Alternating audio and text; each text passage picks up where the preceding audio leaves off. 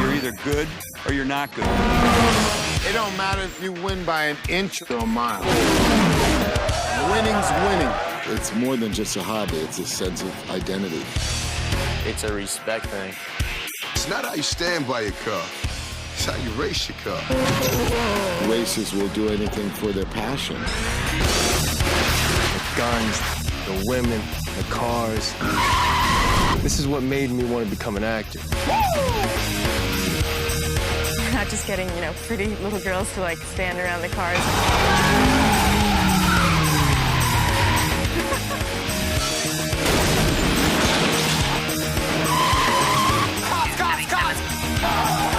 We got that chaos thing down. It's pretty darn testosterone enhanced. And I like it. I got it on the internet. See a cool air intake. There was a magazine article that Scott Stuber at Universal saw. They introduced me to the article, and I thought this was just a great opportunity to enter the whole subculture of these cars and people, and it was a great idea for a movie.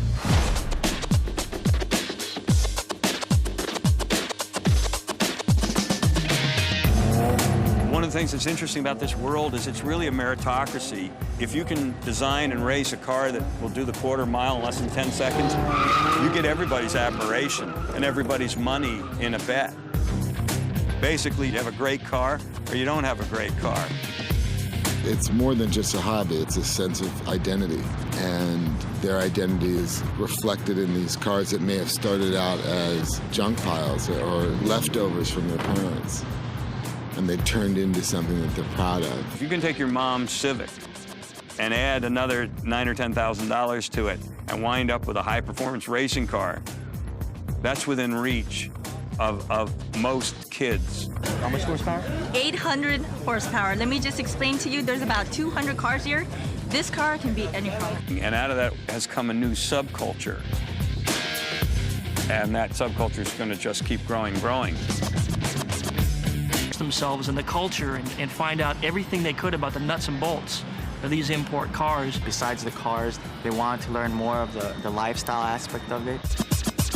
The music, the video games, the clothes, whatever youth culture was involved with it. We went to some of these races, and it's a very impressive sight. Ironically, we spent most of our time running from the cops. Go, go, go, go, go, go, go! All of a sudden, helicopters come by, and there's flashing the lights, and cops start showing up.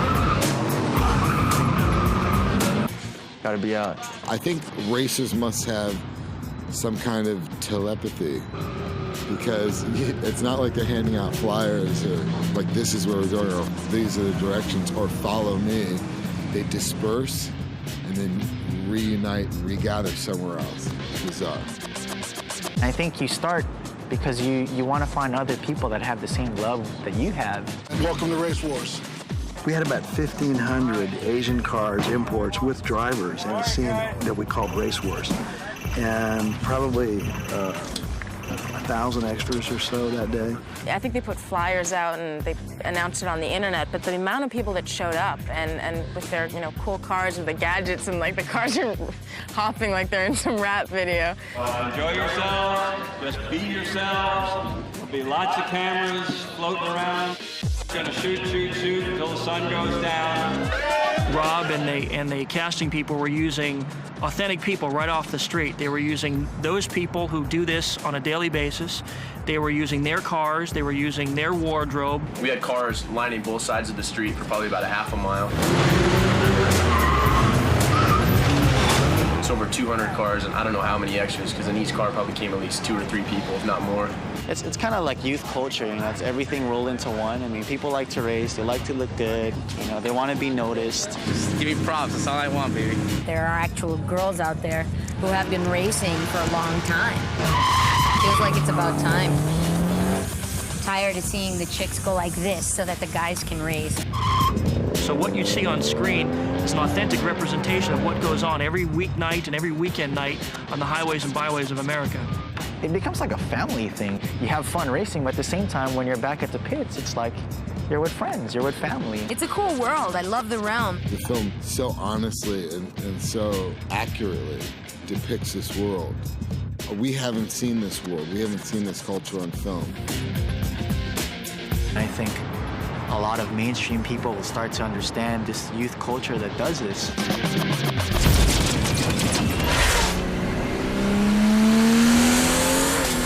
I live my life a quarter mile at a time. For those 10 seconds or less, I'm free. In a sense, a car is a symbol of freedom. They're canvases on which we can create images of speed and beauty. It's as important as the cars to be sexy as the actors to be sexy, because the cars are co-stars of the movie. We got fast cars and we got muscle. They were very careful in the selection of the cars that they used. Cars that were icons in this industry. No one gets locked out. Spare keys for all. These cars really are a representation of the legendary cars of our time. Some juice, baby, some juice. You're looking at cars that do somewhere between 140 and 180 miles an hour. Hopefully we stay alive in one piece. It's pretty crazy. 157 is fast. The cars, they don't have speedometers. Because if they had speedometers, the racers wouldn't be going that fast. Like, I don't care how fast I'm going, as long as I'm beating the guy. As long as I can't see the guy left or right of me, it's kind of like, that's okay. They have no rear view mirrors because they never look back. And they have no speedometer because they never take their eyes off the road, and they feel how fast they're going. They feel their engine. How, as a filmmaker, are you going to dramatize that? I just had the idea of going down Vin Diesel's arm into the stick shift, into the fuel injection engine, to the actual explosion of the NOS, of the nitrous oxide, which gives the car its instant boost. I need NOS. You want more NOS? You got more NOS. Think of it as adrenaline in a bottle. When you hit that button, it takes what is chemically adrenaline for your engine and dumps it in there. Suddenly you have double or even triple the horsepower. See ya! Is it safe? Yes, when used properly, it's safe in a drag race in a controlled environment. On the street, it's on the edge. You're lucky that 100 shot of NOS didn't blow the welds on the intake. Speed, it's intoxicating, and you know, men want to do it and women want to be there for it.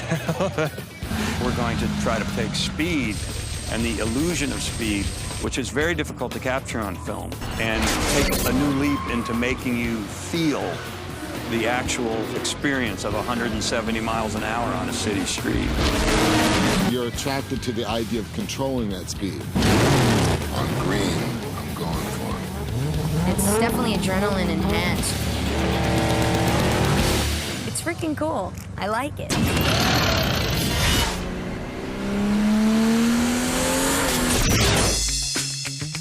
I think every movie that's going to be a success has to have surprising elements. In this film, one of the surprises is a cast of real depth and a cast about to break in many different ways. It's your car. The first character cast was Paul Walker. I thought that Paul had a McQueen-esque ambiance around him, you know, that was beginning to emerge as he was taking that final leap from teen heartthrob to manhood. Yeah, I think every kid at one time or another, every boy anyways, it's thought about being a cop. I've always been into cars. I get to be a cop and a race car driver, so I really get the 1-2 combo. You know, he's very comfortable to work with, and he doesn't have an ego, and he's not difficult in any way. I love doing the action stuff. Initially, I tried to get in with Dom because he's one of the suspects. He teaches me everything about driving. He more or less takes me under his wing. And so I end up respecting him for that. Thought if I got in your good graces, you might let me keep my car. You are my good graces, but you ain't keeping your car. Who could play Dominic, the king of the racers, king of the streets, the anti-hero? Vin Diesel, in a minimal way, can create an enormous amount of energetic presence. And that truly is the foundation of Dominic. You almost had me. You never had me. You never had your car. Dominic is a person that has to be tough because it's the only way that he knows how to survive, and it's the only way that he knows how to take care of the ones he loves. He's got friends that have accumulated over the years. To get the chicken, you say grace. Their appreciation for racing and their ability in racing. That's the one thing that kind of unifies them all. Mia is Dominic's sister, and she's also Paul Walker's love interest. The intelligence that Jordana brings to her part makes that relationship a very fascinating one to watch. No, my brother likes you. Usually doesn't like anybody. She has a kind of remote, almost unknowable beauty. Jordana Brewster is such an amazing person and an amazing actress that it's very easy to assume that role of a bigger brother. You break her heart, I'll break your neck. Michelle Rodriguez has burst out as a new female force to be dealt with. We didn't really have a part for her, and we started to write a part as part of Letty, and then I evolved it further to become Vin Diesel's love interest. I play basically the girl who's like into cars and who's part of like the group, you know, who they pick on all the time, and it's kind of like that on set and off.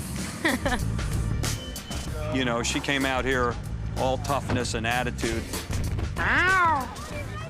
Pack it up before I leave tread marks on your face. Like many people who are like that, she has a very sweet nature. I mean, it's really cool. I get to race. I mean, he's been really open-minded. He let me do a lot of things that weren't originally in the script. Very, very proud and happy that she's in our film. We're very lucky to have her. It's a very seminal cast, and maybe years later, people look back on this film like we look at American Graffiti and go, look at all those people who sort of emerged from this movie. This is the posse.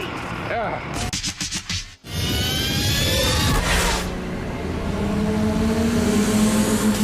I've heard of method acting.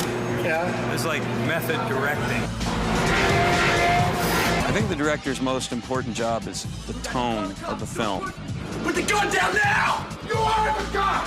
You're the cop, Brian! I don't believe that the tone of the set is the tone of the movie. He's assertive, but at the same time, he's very, very calm.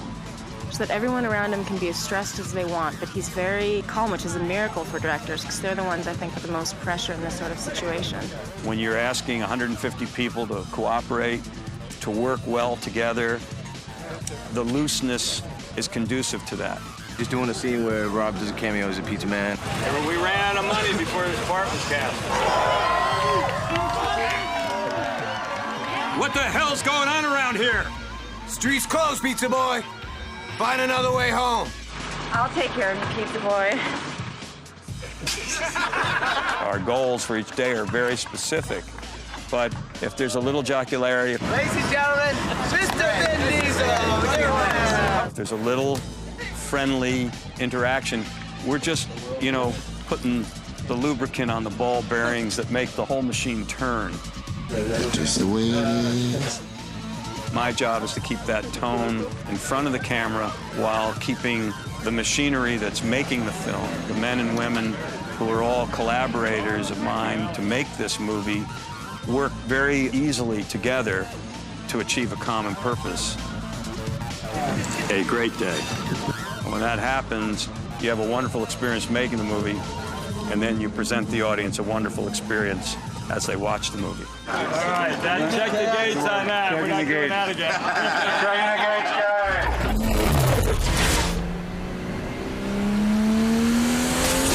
On the Fast and the Furious, I saw some of the best stunt coordinators do work that I will forever be in awe. Visually, this movie is bitchin'. The way the car stuff's being shot, I don't think anyone's ever really seen anything like this. We really got footage that have put the actors at that level with like Steve McQueen, who can drive, and they don't have to drive because I am. You go to tow someone, it's always slow. It's always like you can't do anything with a big wide trailer. My idea was to make rig, which basically an elongated van. It's actually much more effective because you can go faster, you can slide it. I went out on a limb because I could have been a goat, but I'm not because everyone's digging it. It's going to be the new standard, I think, for chase footage, putting actors in the chase. We went out with Nick Rogers, who's the stunt coordinator, and learned all the tricks. How'd you do on your shifting? I didn't. I explained to him that I really couldn't drive and that, he should not trust me for his life. Jordana Brewster and Michelle Rodriguez stepped up to the plate. I mean, they didn't have driver's license, didn't drive, yet both of them came out and learned how to do it. By the end of the day, I was peeling out, doing donuts, 360s, and it was all good. What did piss me off, though, is that you couldn't go faster than 80 miles an hour. There's no such thing as a safe squib shot. Fire in the hole. Action! We tried to do a lot, and we did do a lot. Just when we thought we were Evel Knievel, these guys would do things that you didn't even think were humanly possible. My name's Mike Justice, and I'm the stunt double for Matt Schultz. They're gonna hijack this big rig. He's gonna transfer from a Honda car, climb up on top of it, jump from the back of the Honda onto the front of the truck. He gets kind of hung up. Cars come up to try to rescue him off the truck, and his character gets swung around. What we're doing now is tying in the actors. I'm Matt Schultz, and I play Vince. Now we've got him hanging onto the side of the truck, doing some of the actions at speed, 55 to 65 miles an hour. A highly dangerous stunt that's normally performed by professionals. But I was called in to handle the job today without any previous experience. We have to always, push it a little bit and be out there and do really sharp stuff. Pipe ramps have been done a lot of times, but not as realistic as we've done. You'll swear the Charger hit a truck. I didn't think it was possible. And these guys pulled it off. Action-packed show, it's gonna do real well.